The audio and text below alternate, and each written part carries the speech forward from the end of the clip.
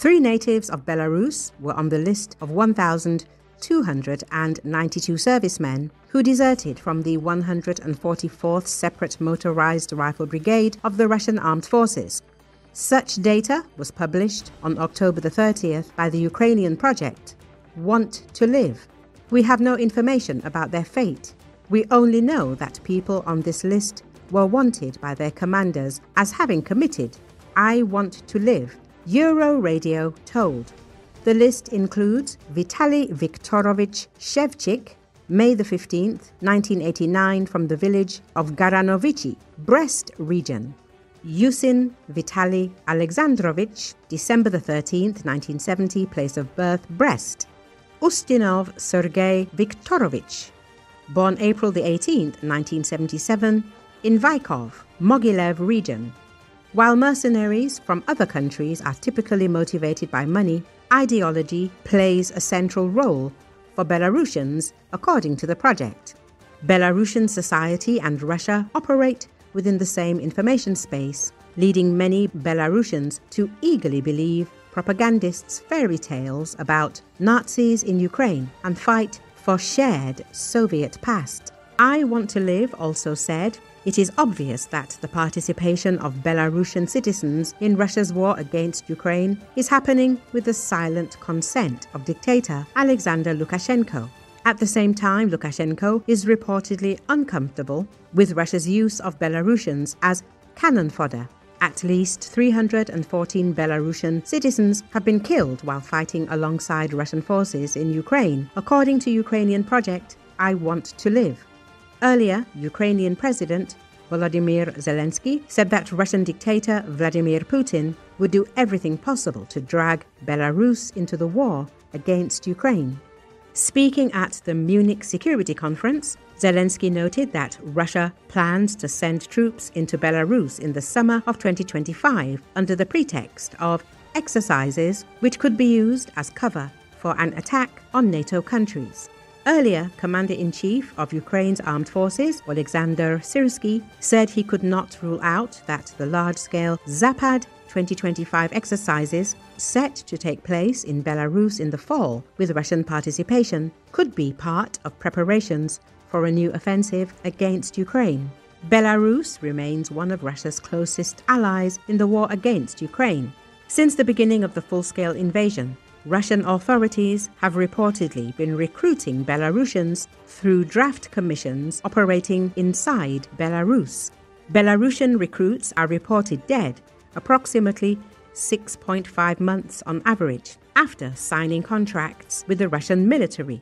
Most of the deceased served in the 150th Motorized Rifle Division, and a significant number were reportedly recruited from Russian prisons. The project also highlighted that Belarusian Special Forces personnel are among those serving in the Russian army, particularly members of the 5th Separate Special Forces Brigade, based in the Belarusian city of Mariina Horka.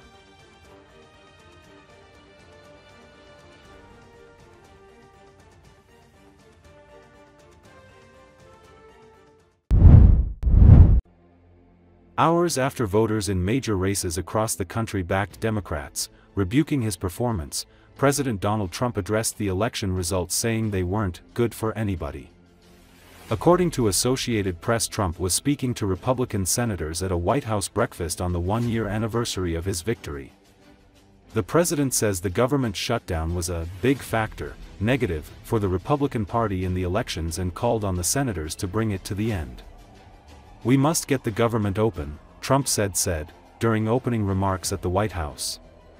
"It's time for Republicans to do what they have to do," he said. "Terminate the filibuster." GOP senators have panned that effort, saying the 60-vote threshold ensures the minority party, which is now Democrats, has a say, something that's important if power shifts in Washington.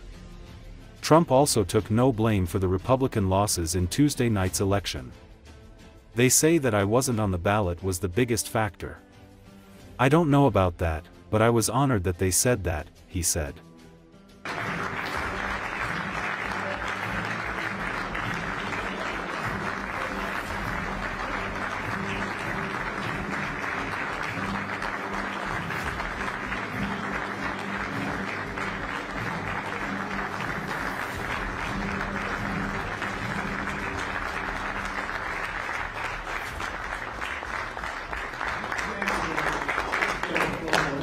thought we were just going to sit down and talk a little bit.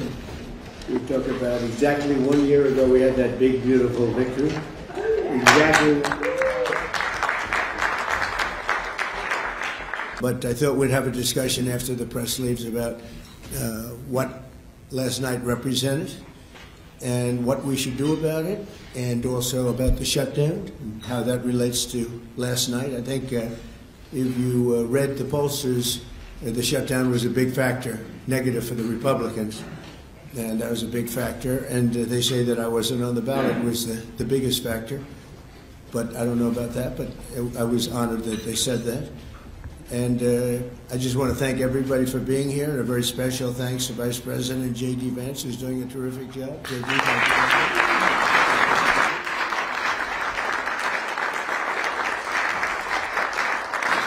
So as you know, we are in the midst of a disastrous Democrat-created government shutdown, and it is Democrat-created, but I don't think they're getting really the blame that they should. That's now officially the longest shutdown in American history. The Democrat radicals in the Senate have shown zero interest in reopening the government, and I don't think they'll act so soon. A lot of people disagree. I've been saying for the last 30 days, we've had 4 or 5 different points. Yes, sir, they're going to get it right now. We should have it done in a day. I've heard that about 4 times. I heard it after Kings. You know, they said I was a king. And I heard it after Kings. I heard it after a couple of other moments in time. And I said, no, I don't believe so. And now I heard it's after the election. I don't believe so. I think they will. I think they're kamikaze pilots. I just got back from Japan. I talked about the kamikaze pilots.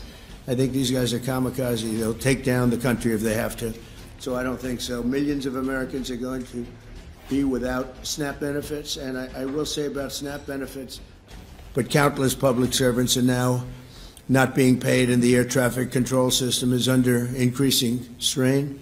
We must get the government back open soon, and really immediately. We have to get it up. We have the hottest economy we've ever had, and it's affecting the stock market now a little bit.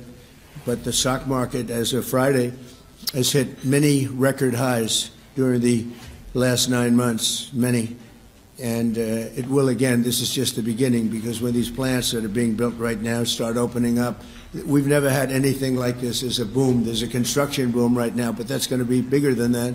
That's going to be an economic boom as soon as they open up, and it's going to be something special. We have car companies coming in. When I was in Japan, Toyota, Mr. Toyota, I said, what's your name? Toyota. I said, oh, you're rich.